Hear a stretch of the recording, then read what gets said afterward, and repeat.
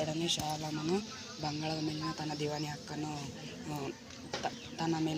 ದಿವಾನಿ ಹಕ್ಕನ್ನು ಬ್ರಿಟಿಷರಿಗೆ ಒಪ್ಪಿಸಬೇಕಾಗಿತ್ತು. ಎರಡನೇ ಶಾ ಆಲಮನು ಯುದ್ಧ ಪರಿಹಾರವಾಗಿ ಬ್ರಿಟಿಷರಿಗೆ 50 ಲಕ್ಷ ರೂಪಾಯಿಗಳನ್ನು ಕೊಟ್ಟನು. ಎರಡನೇ ಶಾ ಆಲಮನು ವಾರ್ಷಿಕ 26 ಲಕ್ಷ ರೂಪಾಯಿಗಳನ್ನು ಪಡೆದು ಬಂಗಾಳದ ಮೇಲೆ ತನ್ನ ದಿವಾನಿ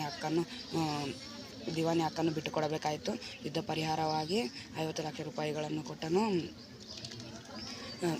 ಬ್ರಿಟಿಷರು ಮೀರ್ ಕಾಸಿಂ ಮರಣ ಹೊಂದಿದ ನಂತರ ತನ್ನ ಮಗನಿಗೆ ವಿಶ್ರಾಂತಿ ವೇತನವನ್ನು ನೀಡಿದರು.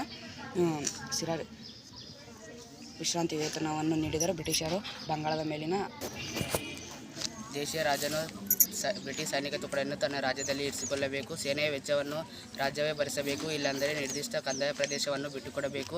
ರಾಜನು ತನ್ನ ಆಸ್ಥಾನದಲ್ಲಿ ಬ್ರಿಟಿಷ್ ರೆಸಿಡೆಂಟನ್ನು ನೇಮಿಸಿಕೊಳ್ಳಬೇಕು.